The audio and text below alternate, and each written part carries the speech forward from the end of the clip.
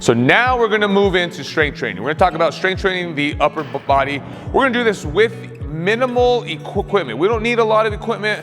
We don't need to have heavy weights or anything like that. You know, a lot of it is just postural awareness and that body weight, that ability to handle your body weight. This is something I've come in encounter with a lot.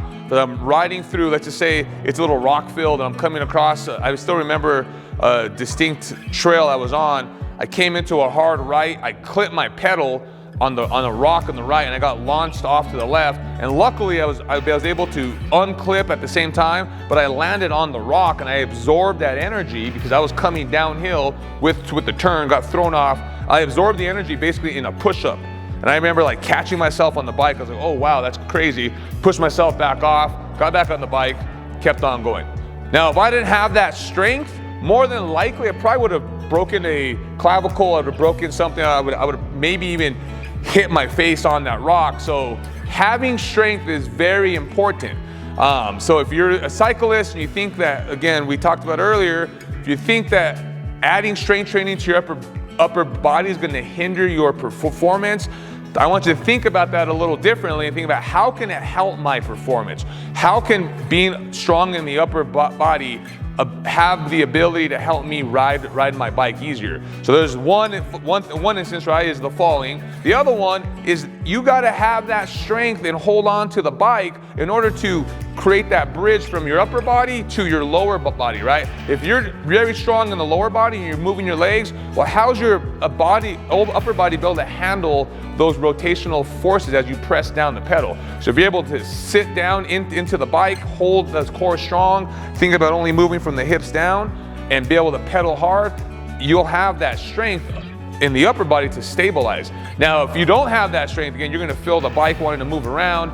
So we're really thinking about it as more as a system approach rather than just thinking about being a bodybuilder, right? We're thinking about how can we integrate everything. So we've talked about this in the past. You only have 5 contact points on the bike to the bike, right? So it's your hands, it's the grips, it's your saddle, and it's your feet. And that's it, that's all you have. So the ability to stabilize all 5 positions is very, very key. So we're gonna talk about the simplest exercise to do at home, which is a push-up. So we're gonna grab your mat, we're gonna get down to the floor, we're just gonna do a basic push-up. Now, we've talked about push-ups a lot in the past, again, so we're gonna start talking about why it's super important. Like I gave you my rock story, right? So we're thinking about being in control. So I like to tell, when I first started with the client, I have them go on their knees because I want them to be aware of their posture. I'm telling them, I want you to think about your hips, your shoulders, and your ears are in one straight line. And as you do this position, I don't want your shoulders coming up to your ears. So we're thinking about being nice and long from that upper body. So nice and long from your head and from your neck. And we're just gonna breathe in, come down, and then we're gonna breathe out to push up. Again, I want to put my hands probably more at my handlebar width, so it's a little outside of the mat edges here. I'm going to breathe in, I'm going to breathe out. And as you notice, as I do this push-up, my elbows are going out to the side because we got to think about when we're on our handlebars, we don't ride our handlebars like this. We don't want to be in this position. We want to have it nice and wide. Again, I'm really thinking about being on the mountain bike here, right? So as I come down, I'm able to stabilize through, and if I need to make that right hand turn, I can push. Make the left hand turn, I can push. So I'm always thinking about being in this position as I do a push-up. And this is gonna carry over to upper body rows, some other stuff we're gonna do on the floor here. So again, let's talk about that push-up now. The next step would be get the knees off the ground. We're gonna do the same exact thing. We're gonna breathe in, and then we're gonna breathe out. Again, the goal is to keep my posture aligned. My heels, my knees, my hips, my shoulders, and my ears stay in a straight line. And I'm just gonna work on being in control. So what I just did, I just connected my feet to my hands via the trunk, right, the core.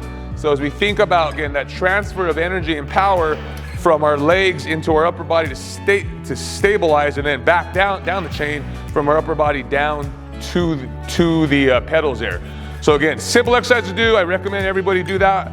Another easy one to do at home, again, so we'll stay on the floor. It's gonna be a prone W. So we're gonna be on the floor. So we're gonna use a pad for this. We're gonna line my body up. I'm gonna put my forehead down on this pad just so I can kind of know where my head is in space. My hands are gonna come to the side of me. My thumbs are pointed up. And all I'm gonna do from this position is pull my hands and shoulder and elbows off the ground, squeeze my shoulder blades together, come right back down.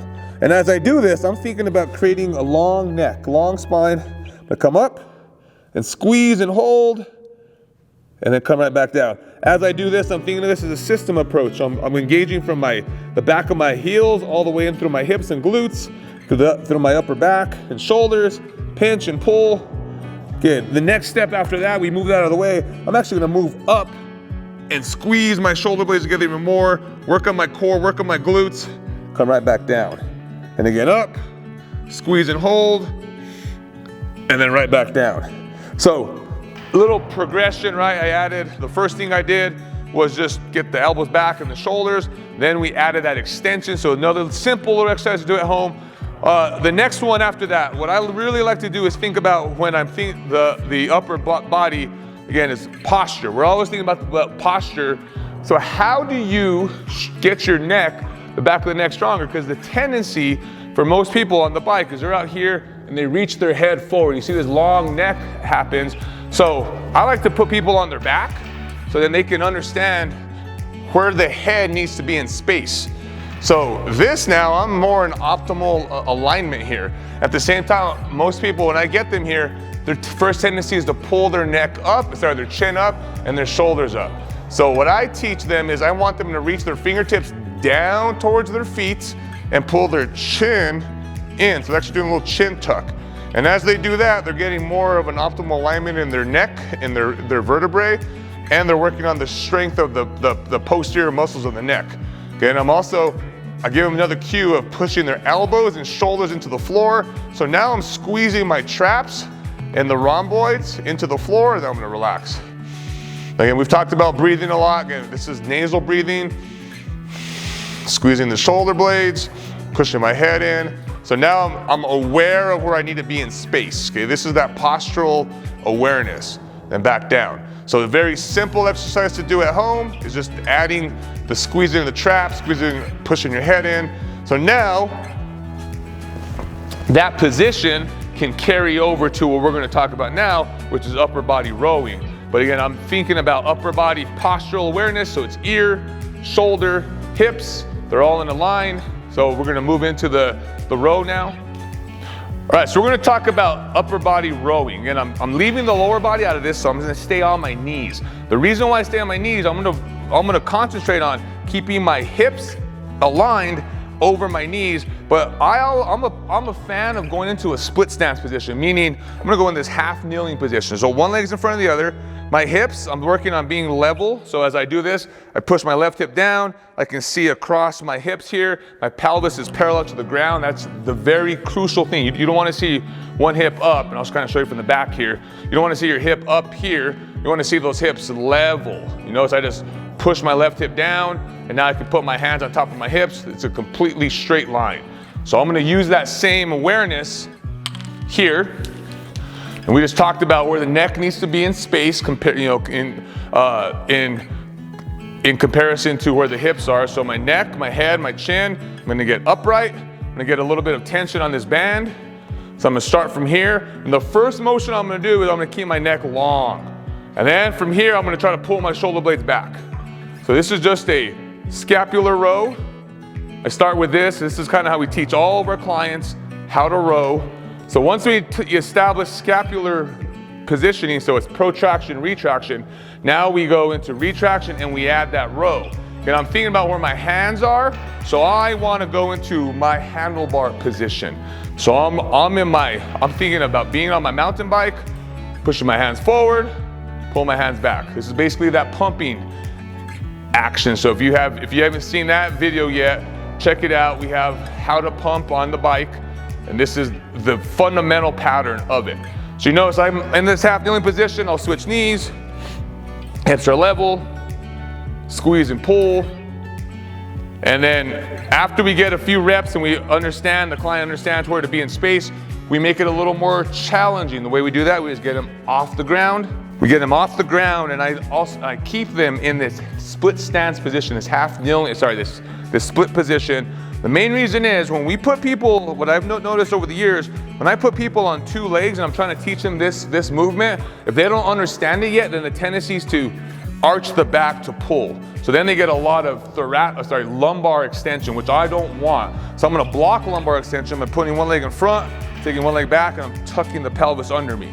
So now it's harder for me to get into lumbar extension if I'm controlling it only in this split position. So I'm gonna squeeze and pull. Again, still thinking about my hands being on my handlebars. If you're a roadie and you wanna try to work on that hand position, you can turn your hands in and row. There's no big difference here. The main thing is just keeping those elbows out a little wider, very similar to our push-up on the floor. So we talked about how to scale this exercise, right? Rep-wise, of all the strength exercises, we go anywhere from 8 to about 15, maybe even up to 20, because we're thinking about muscular endurance for this. Because if you're a cyclist, right, you're a mountain biker coming downhill, like that's a lot of force we got to get used to. So I know this is a small session. You're only going to do this maybe 2-3 times a week max, you know, as long as you put it together all as one. But it's similar, but very simple exercise to do. You know, the push-up, you got the supine shoulder squeeze, which is laying on your back, trying to squeeze your shoulder blades on the floor. We got rows here. Again, now we're thinking about from upper body, how do we work on that grip strength? So we're going to talk about a whole series of grip strength right now.